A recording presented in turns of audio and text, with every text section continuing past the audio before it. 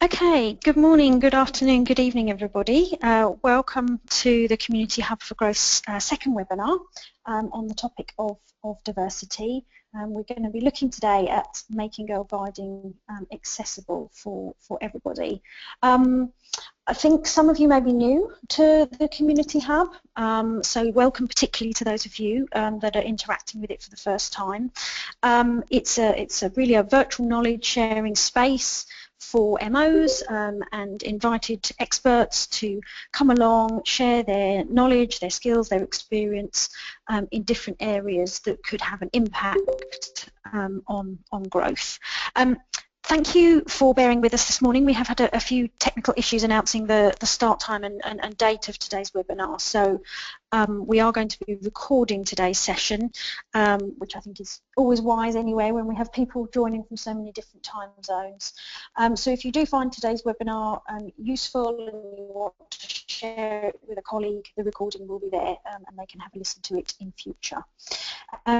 Thanks to those of you that joined early today as well and for bearing with us. Before I get started, if you could just all make sure that your phones are on mute whilst the presentation is happening.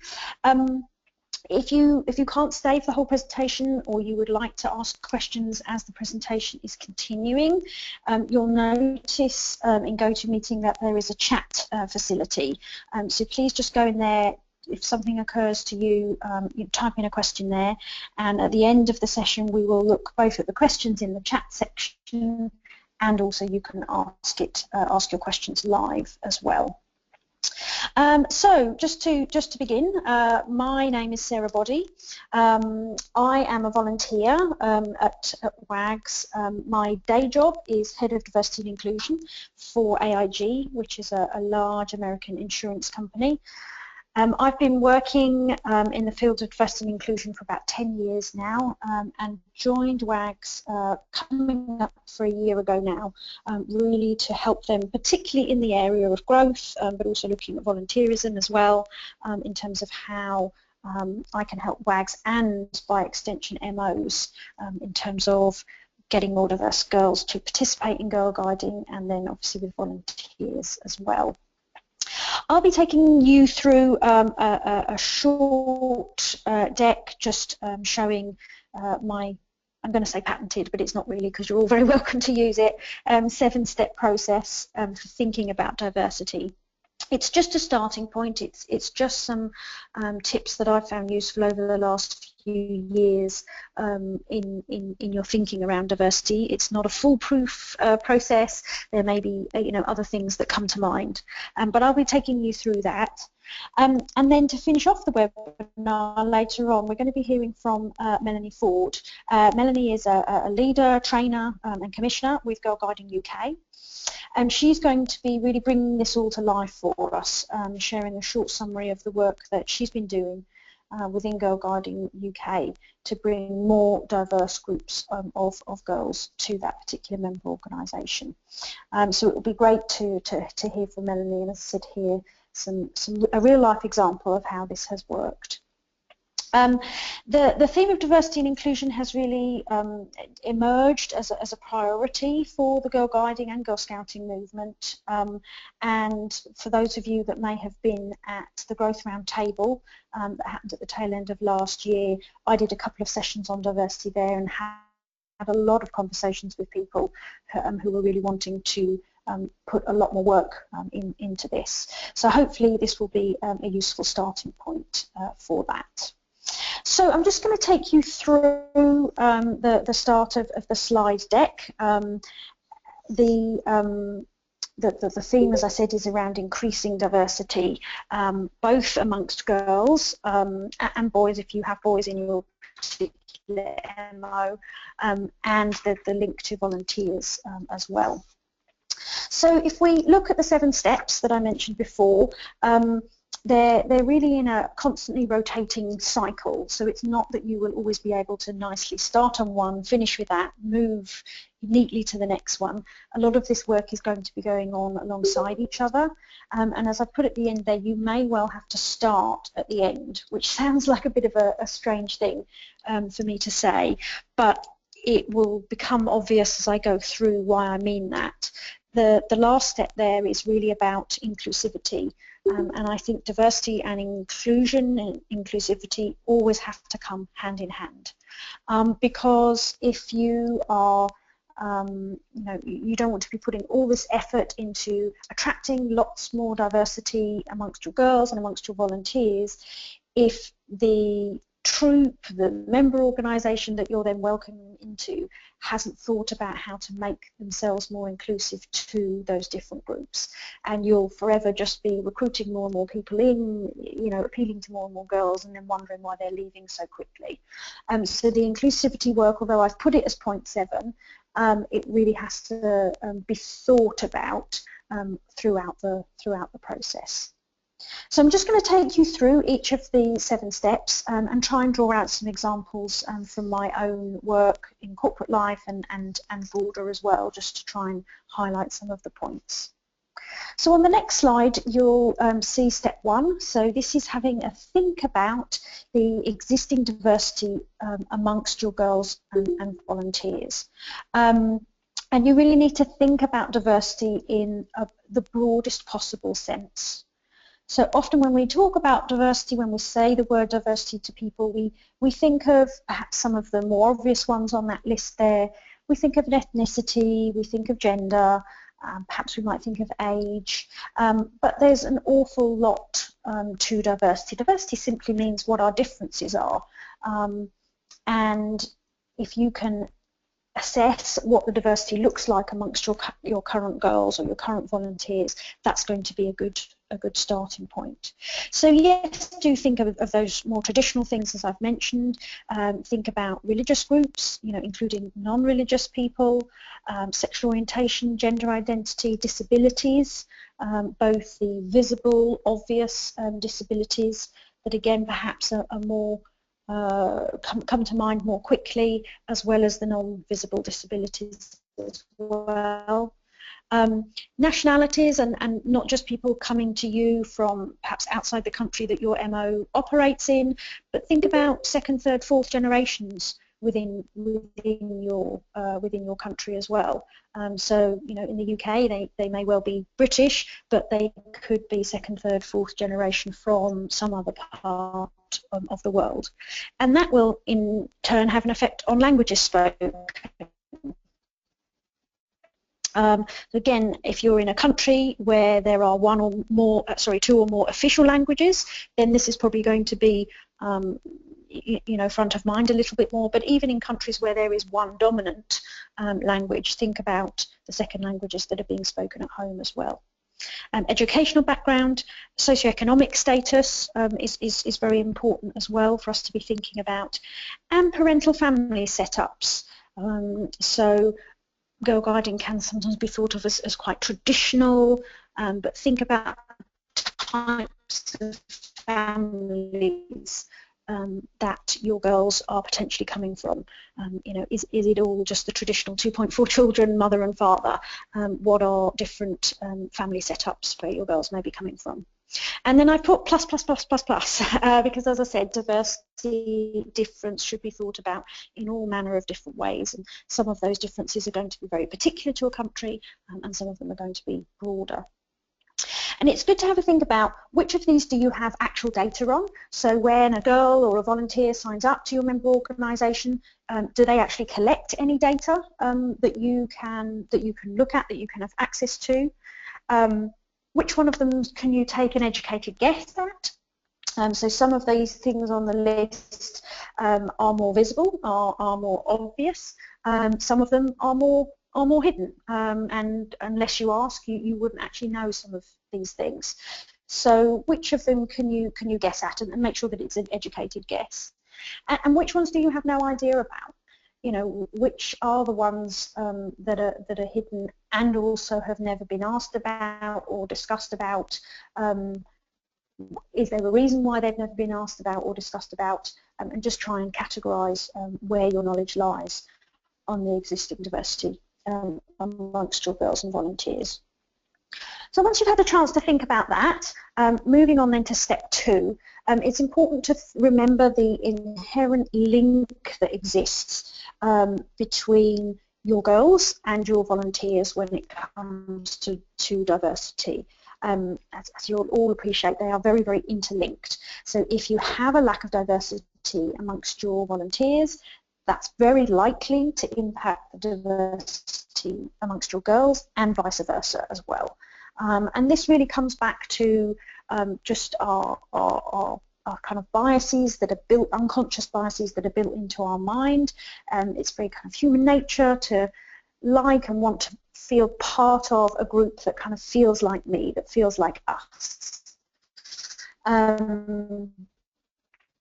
We gel more quickly with people that kind of feel like us. We find it easier to get along with them. We have lots in common, and therefore girls in particular, when they look at a troop, when they're first thinking about perhaps joining Girl Guides, it's easier for them, it's easier for their parents if the troop looks and feels like them, and that can be across all manner of things, as we discussed on step 1.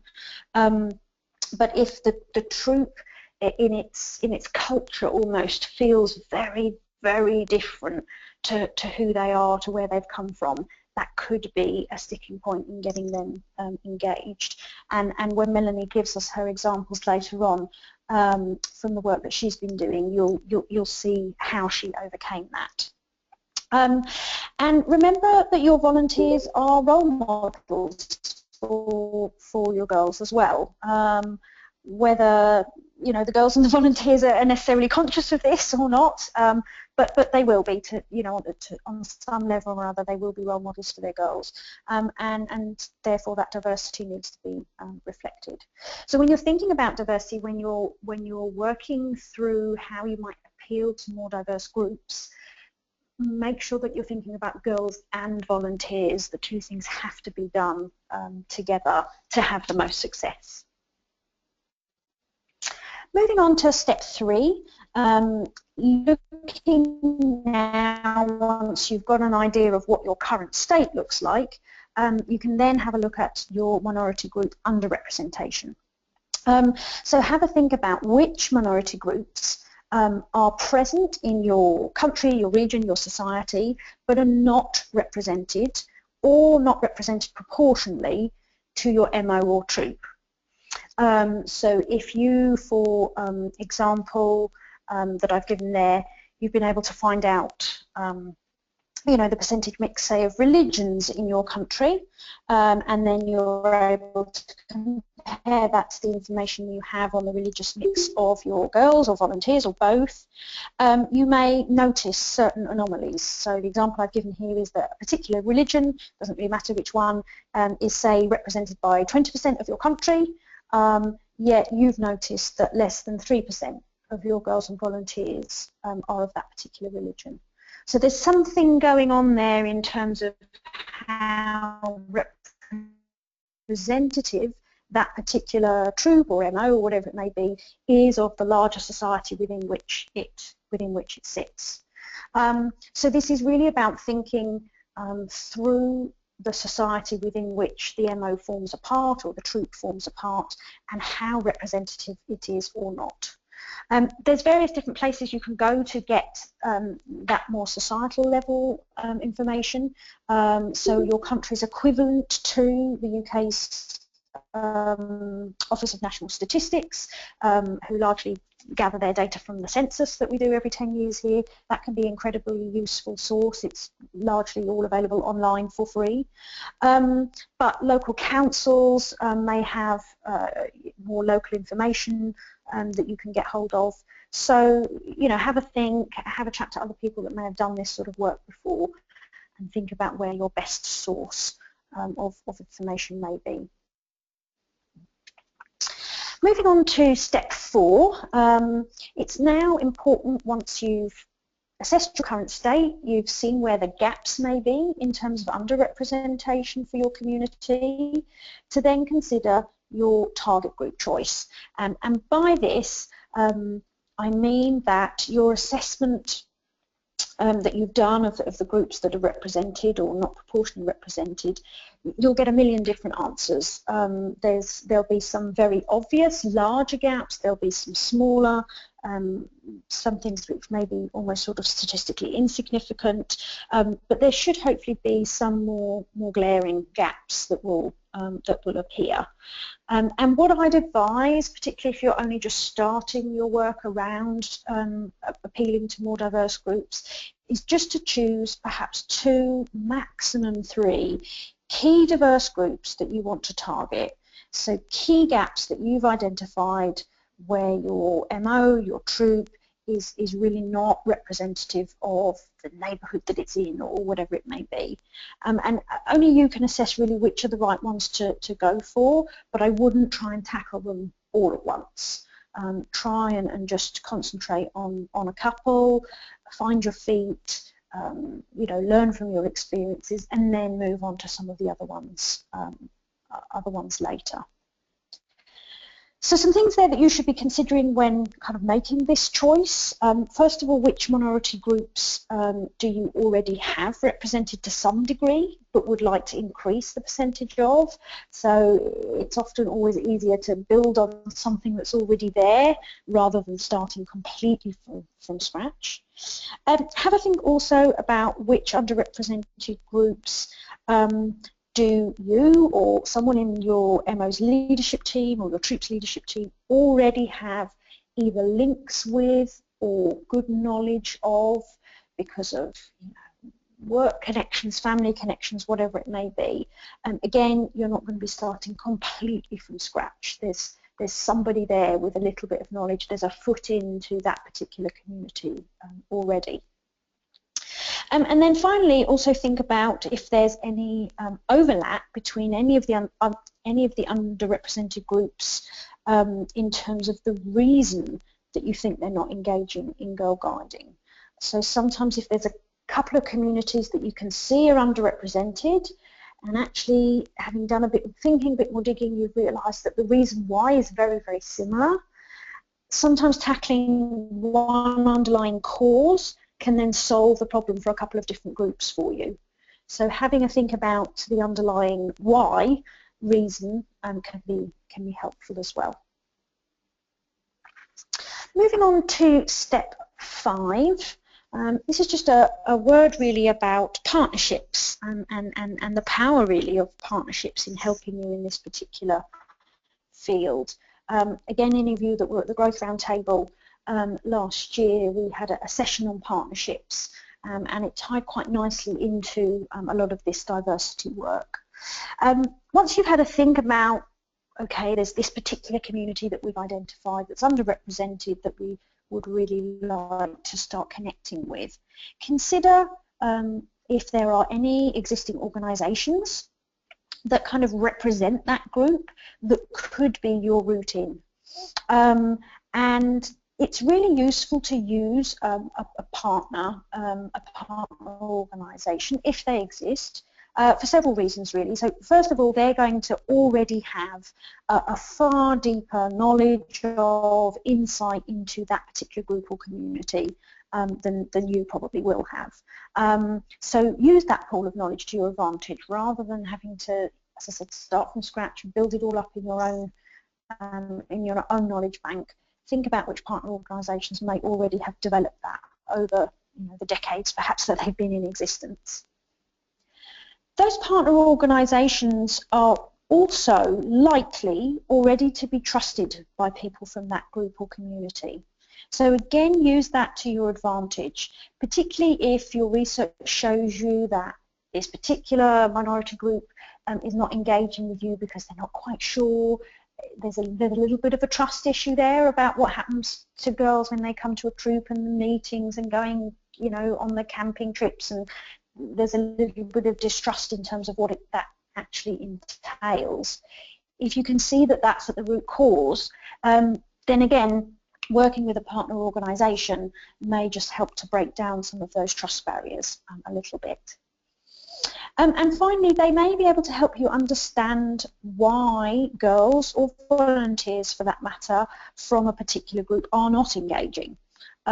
So you may have done your statistical analysis and see that there's a gap, but you can't really put your finger on why. You can't really get to the bottom of why it is that they're not engaging with girl guiding.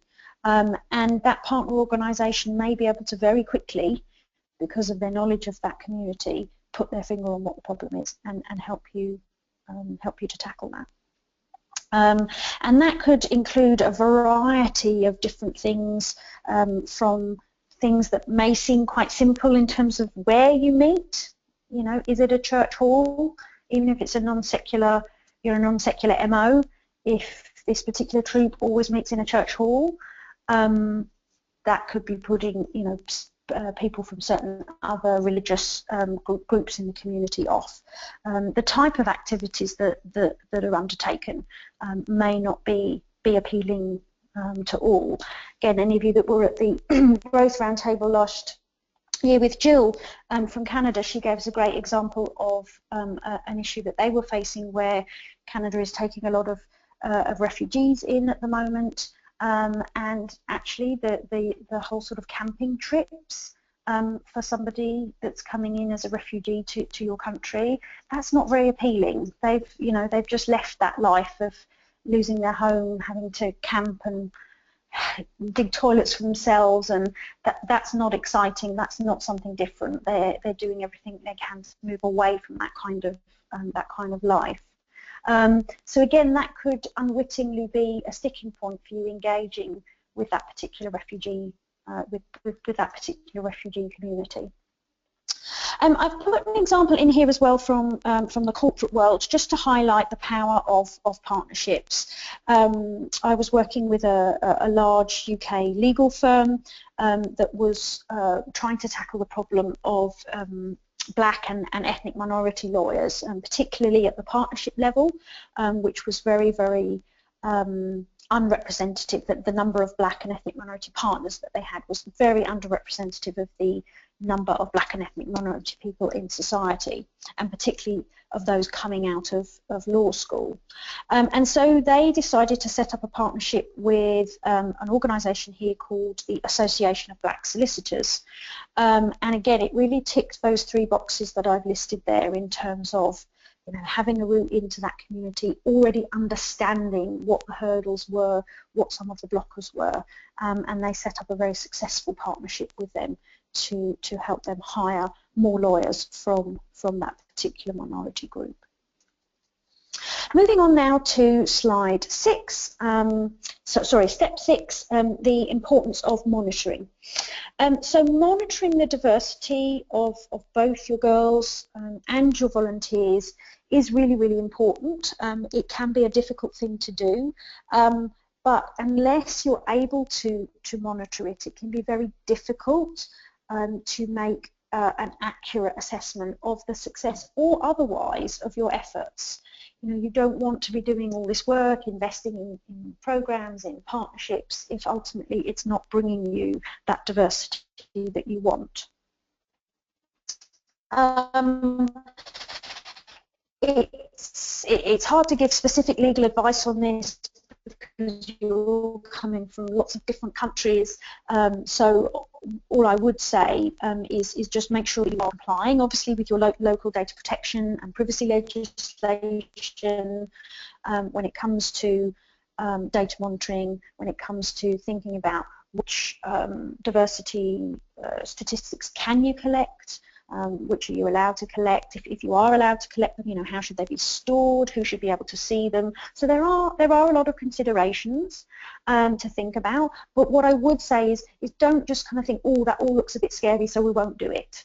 You know, we could potentially be getting in some hot water here, so we won't ask anything, because without that data, you're really going to struggle to know that you're making the right progress.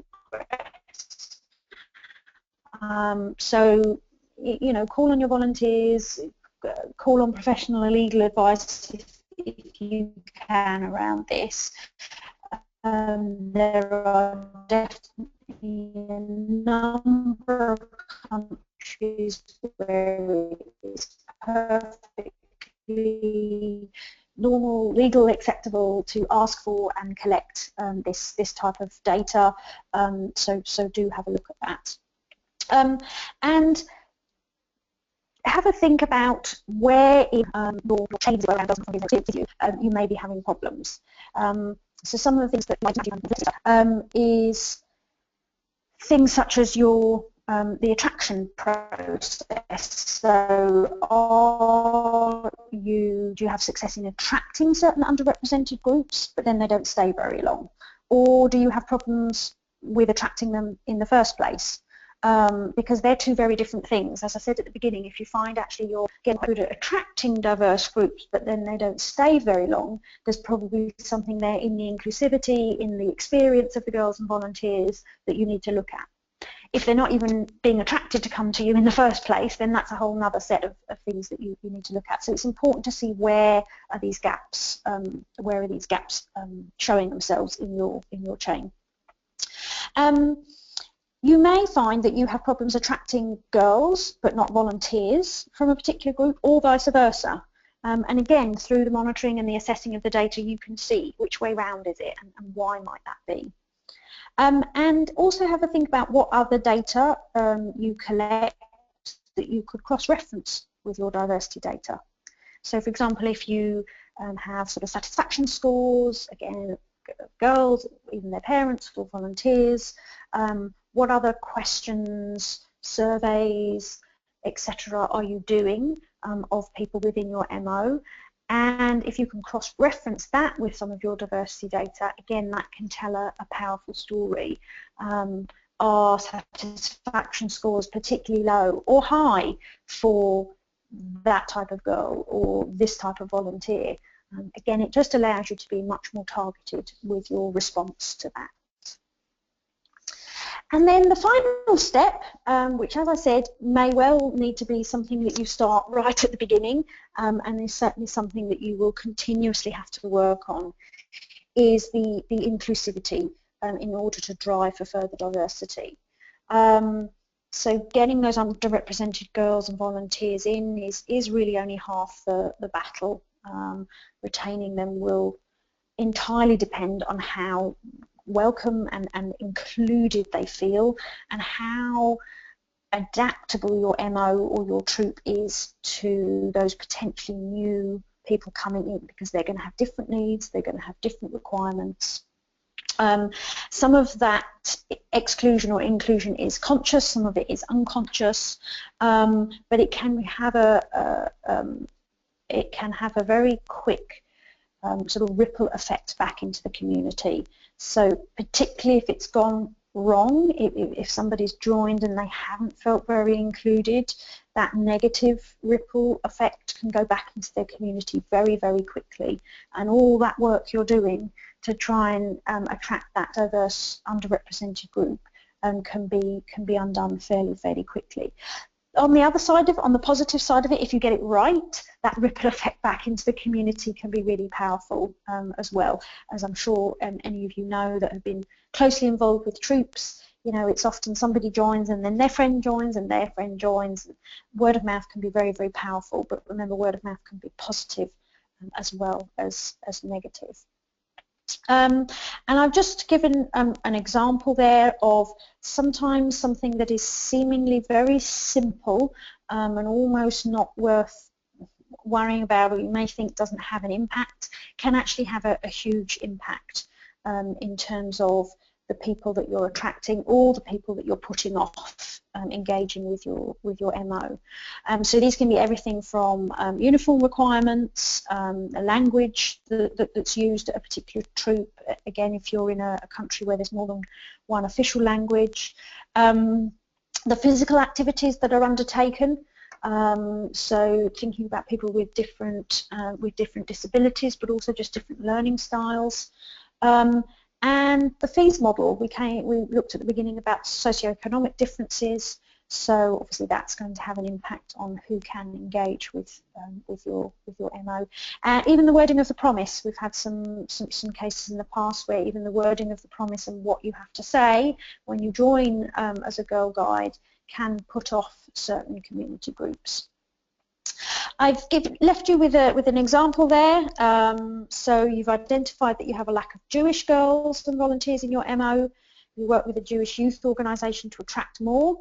However, your trekking and camping trips are still always held over a weekend, from Friday night to Sunday morning, meaning that no Orthodox Jewish girls or volunteers could ever participate because of their Sabbath, which runs from sundown on Friday to sundown on Saturday. So you may have done, as I said, all this work to attract these girls, and then this really important part of the girl guiding experience, these trekking trips, they're never ever going to be able to participate in. And you know, to see their friends constantly from the troop, constantly going off in these trips and knowing that they can't ever participate, your ability to engage with them in the long term is going to you're going to struggle. So that's the end of my my 7 steps. As I said, it's not the be-all and end-all. These are not the only things you need to think about, but hopefully a useful framework and structure just for you to begin some of the work that you might want to do around this. As I promised at the beginning, we're going to hear now from Melanie Ford from Girl Guiding UK, who's done some amazing work around guiding in the UK and particularly attracting the traveller community to local troops. Many of the 7 steps or elements of the 7 steps you will see appearing in the work that Melanie is going to be talking about. So Melanie, over to you. Thank you, Sarah. My side of the presentation will be somewhat shorter, I imagine, but I'm hoping that I can just give you a brief example of what I've been doing within the UK at a local level. Although growing guiding is a major theme for Girl Guiding nationally as an MO, the work that I'm going to present to you here today is work that was done by a local county, local area within Girl Guiding itself. So even if you come from a smaller MO that perhaps isn't as large or isn't as well resourced, there's still elements that you can take away and use in your local areas, because it's not always about large-scale national initiatives. It's also about what we as leaders can do on the ground as well. So to give you an overview, next slide please.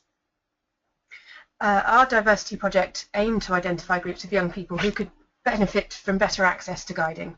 I sometimes think we like to feel that we are already very inclusive, but actually if we look at it objectively, there's many groups that are underrepresented in our membership. So what we did is we took our local population demographic, we looked at what groups of people we have in our local area, and we also looked at what support and groups were also offered locally to work with these groups. And by doing that, we hoped we would be able to identify perhaps some of the most underrepresented and then work towards getting those included in guiding. Next slide, please. So through the initial research work that we did, the traveller community was identified as our top key target group. There is a whole wealth of different categories of traveller within the UK, and I have to admit I'm not an expert, but we have pockets, large pockets of English travellers, English gypsies in our area, and we thought that girls and young women in this group are often socially isolated for many reasons, through culture, through the fact that they are nomadic and are moving all of the time. Perhaps we could find a way of helping them get a good guiding experience. And we were also aware that there was formal links into the community already existing with the council, so we did a lot of work with them initially to build that partnership that Sarah was talking about previously, to save us from having to do a lot of extra work. We also highlighted the second group later on that we did work with was young carers, and perhaps with hindsight, I think by going with the traveller community, we chose perhaps one of the hardest groups first of all, and when you see the outcomes at the end, you might not think that we've had a particularly successful time, but actually the learning experiences and the fact that we have had girls and volunteers who are still involved, I think proves that it was a worthwhile project. So when it comes to engaging with what is actually culturally a very closed group of people traditionally, it was going to be quite difficult. They were very suspicious of us to begin with, and actually we as leaders really didn't know very much about them. We perhaps had some stereotypical views in our heads, but we didn't really know them.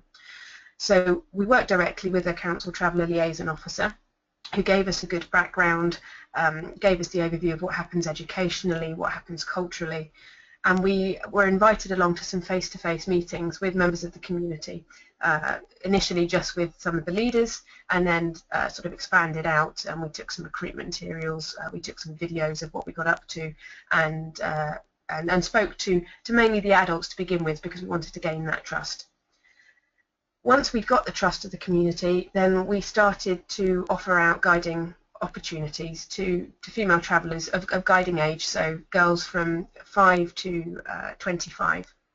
And to begin with, we offered these free of charge, and there was no prerequisite to have uniform. We, as far as we could, we went as far as arranging lifts, arranging transport for these girls to get to and from meeting places, because certainly things like a uniform would have been a real stumbling block if we'd imposed those. So we were extremely flexible, but what we wanted to avoid initially is we didn't want to create guiding in the traveller community and then have separate traveller guiding groups. That didn't seem to be particularly helpful. The idea was to integrate guiding and the travelling community together. So that made the challenge more difficult in itself, but also a lot more rewarding when you saw these groups of girls working together.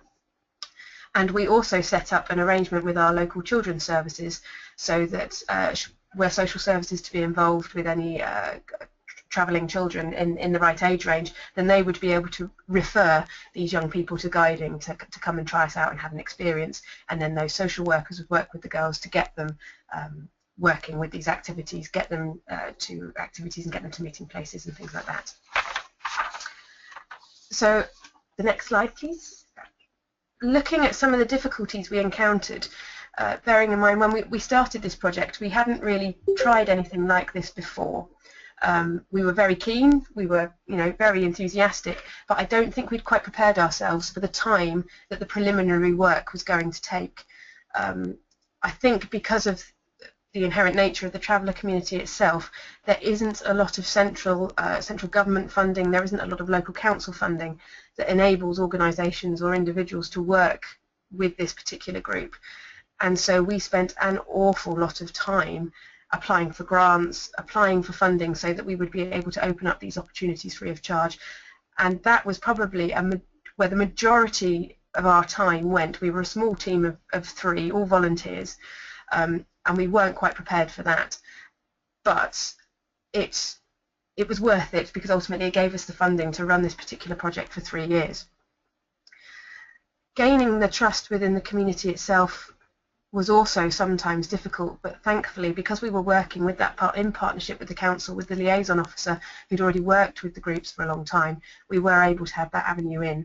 And once we got a few of the adult members around to our way of thinking, then also it became a lot easier to promote what we were not selling, but what guiding was. And the key thing was that we weren't forcing ourselves on them. We went there and said, look, this is what we can offer you, this is what we think you can gain for it, but by all means come and visit us, come and experience it, and let us know if there's anything that you feel we can do to accommodate you better. Another big stumbling block we encountered when we first went in with our PR resources and things like that is that actually communication and literacy can be quite difficult with this target group. They have their own dialects, their own languages, and literally, because most girls come out of formal education by the age of 14, literacy isn't actually very high. And so that sometimes made it difficult with forms that had to be filled in for activities, forms that needed to be signed in to get funding, things like that. So it was quite a lot of intensive work with social workers and members of the community to get all the relevant forms and things filled in. And then also promoting guiding for girls aged 10 plus, because there is this entrenched culture that's very much the female role in traveller community is domestic. They're the housekeepers, they help bring up the families, they hold the internal community together. So actually getting girls to be allowed to come out of that community of an evening to have time for themselves was easier for the younger girls, but by the time they were reaching 10, actually they themselves were realising that their roles within their community were changing, and so they felt that guiding perhaps wasn't right for them. So again, when we're looking at the success criteria of this project, when we see some of the numbers that fell out at 14, it isn't necessarily a failure on behalf of the project. It's just a recognition that there may well be sometimes that a target group and Girl Guiding or Girl Scouting aren't 100% compatible, but it's about finding that balance in between. So actually, the girls that want to can have that experience for as long as they want to. But as well as the difficulties, there were things that worked really, really well. And although this isn't the same for all MOs, being a single-sex organisation, for us being girls only, was a real positive, because that really helped us gain the trust of those community leaders in terms of we could say to them, your daughters can come, your nieces can come to our meetings and they will be safe. They can try things, there won't be boys around, so you don't have to worry about prying eyes. They can, they've got role models in their leaders who will promote good behaviour and good morals, and that was really the one biggest thing that was able to stand us out amongst other youth opportunities that were on offer in the local community. And also the fact that we were working in partnership with individuals and organisations that the community already trusted, so we were more adopted by them because of that. And we were also very lucky because the existing volunteers we had within Girl Guiding in our local area at the time, although none of them were from a traveller background, extremely open-minded, and I don't think you can underplay how easier that makes things to become, because we already had leaders who were willing to work with girls, to adapt activities, to really encourage them to engage, and also the fact that we were able then to pull in some adult members of the traveller community into volunteer roles themselves, so they became unit helpers. We had one become a leader in training, and because of that, again, that reinforced the validity of Girl Guiding as an option for these traveller girls. And only 4 things on that slide, but actually there were 4 really key things that in future projects, when we moved on to work with young carers, when we moved on to work with other people, again, they were key to the successes of the project. So looking at the outcomes of what actually we achieved when we tried to work with the travellers, we had the group that we were working with, where we'd identified there was quite a large population. There was a potential group of 29 girls who could have become involved in Girl Guiding, and 19 of them came to at least one guiding meeting, and 11 of these continued to be members for at least 12 months, which is actually, for a group who are moved on at regular intervals, is really rather a success story, especially the fact that we had some girls transfer to other Brownie units when the family group moved on, because we weren't dealing with static travellers, we were dealing with travellers that did move on a fairly regular basis. As I mentioned before, sadly we had no girl aged 14 plus remain a member. They all left when they finished education, but the interesting thing to note was that over 90% of those, it was the girl themselves who decided she wanted to leave, although obviously the parent influence and community influence can't be underestimated. As far as I'm aware, we didn't have anywhere it was the parents that physically withdrew their daughters from membership. And 2 of the adult volunteers that we brought in as part of the project continued to be involved with guiding after 3 years. So one of them had completed the leadership qualification, and I'm not sure where they are now. This project was run a few years ago, and the other continued as a unit helper. But because of that, when they moved on, we kept in touch with the lady who became a leader. When they moved on, she actively then made links with guiding in the new area they were in, and some of those girls again started being involved. So although we're not talking great numbers, we're not talking huge retention. Actually, for this group of people where retention before has been non-existent, we've actually made inroads into that, and we've heightened awareness of Girl Guiding amongst that group of people as a whole. But I think, just to finish off from my perspective, from working on the projects, I've sort of pulled some top tips for if you feel that you've got a group of people like the traveller community that you might want to go out and work with. Our experience has taught us that actually small-scale initiatives with short-term goals, particularly focused on practical issues, tend to work best with this group. for various reasons. They have a cultural difference in terms of timescales. They very much live in the present, so trying to pin them down to goals that are a year in the future, 10 months in the future, just doesn't work. So you have to be flexible to the needs of the group that you're working with. Top-down support is required. So, excuse me. We did as much as we could do working as a local level group, but if you identify a group where there is a national support scheme, perhaps your MO has formal links with that group, then it makes life a lot easier. But particularly with travellers, we had underestimated the impact of previous discrimination that has had on the community. Excuse me. They spend a lot of their life either being discriminated against, being verbally abused by others when they're out and about in the street. So they're actually very suspicious of groups that want to come and work with them in a positive way. And that's sometimes the biggest barrier to engagement and shouldn't be underestimated. So that it's really important that the personalities of those that you choose to engage with your chosen target groups are right, fit in with the nature of the group that you want to engage. And obviously having a mutual relationship of respect plays a large a role in the success of the project. Again, you know, that's just my experiences with a fairly small scale project, but it was a huge learning experience, and I would encourage any of you, if you've got groups in your local areas that you feel you want to engage with them, go for it, because it is rewarding. And other than that, I'm open to questions or comments or anything like that, really. So I think I'm handing back to Sarah. Great, fantastic, Melanie. Thank you so much. Yeah, I think it was a real success by the sounds of it, and a lot of the 7 steps I can see coming out there, both in terms of the things that went well and your learning points as well. So yeah, we're going to open it up to questions. We will, Miriama, I think you're on the line, and you said you had a question that you'd like to ask. So let's go to you first. Good afternoon. Mayema from Sierra Leone. I want to say thank you very much for the presentation. It's educative, but I have questions that I'd like to ask you. For us in Sierra Leone, we have a problem of having committed volunteers.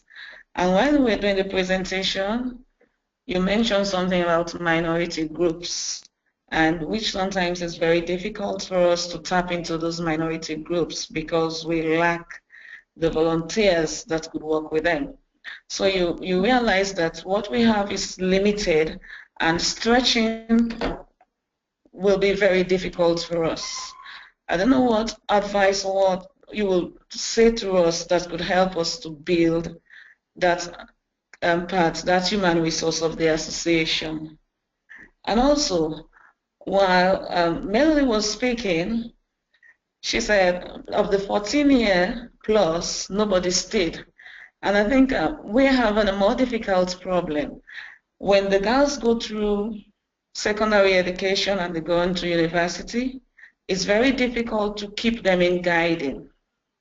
And maybe something is going wrong somewhere. So you realize that that group of people is not readily available in guiding. We have a very small number from age 16, 18. You know, we don't have a lot of people a lot of girls in guiding. As soon as they finish the education, the secondary education, high school education, they go into the university, they step out of guiding. I don't know what advice you will bring out in this issue. Thank you very much. Okay, thank you, Miriam. Let me tackle the volunteer piece first, and then perhaps Melanie can chip in terms of the age-related question.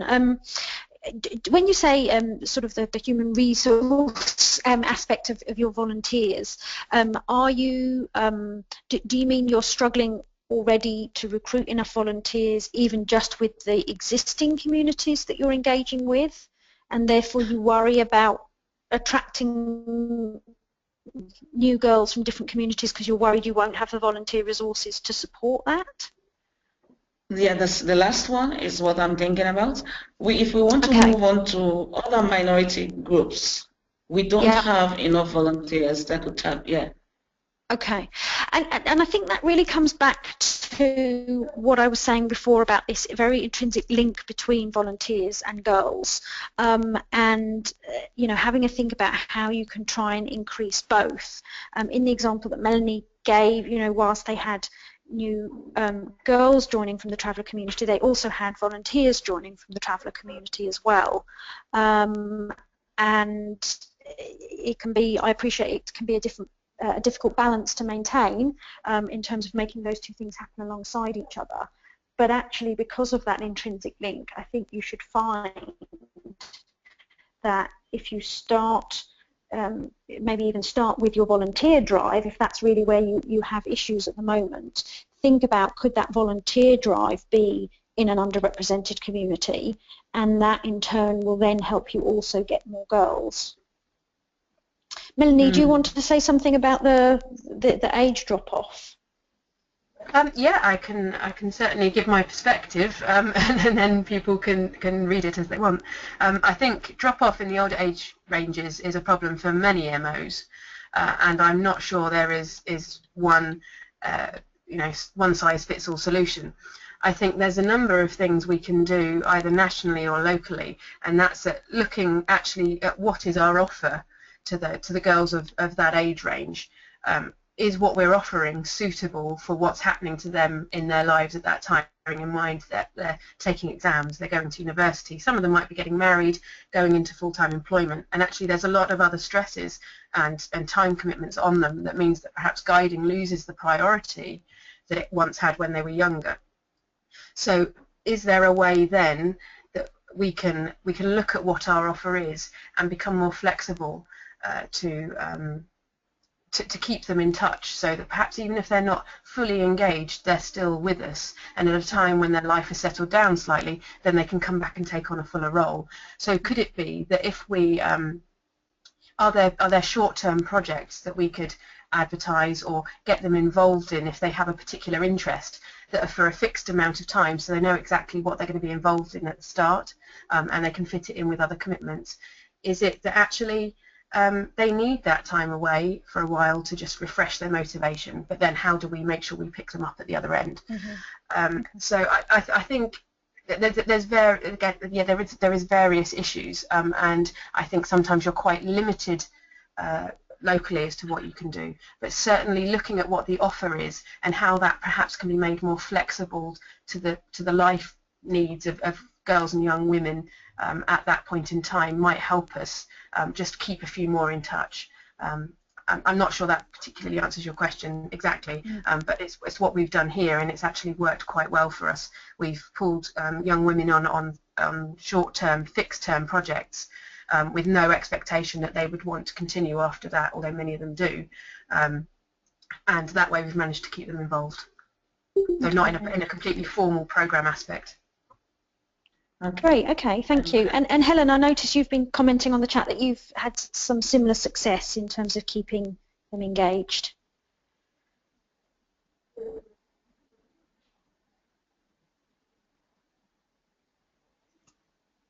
So not sure if Helen can comment, but for those of you, if you want to have a look at the chat section under everyone, Helen's just been adding some useful comments there. So Miriam and Helen, perhaps you can contact each other after the webinar through the hub and share what you've learned there. So any other questions from anybody before we draw to a close?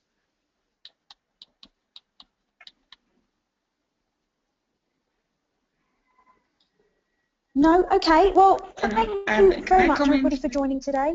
Oh, yes, please, sorry.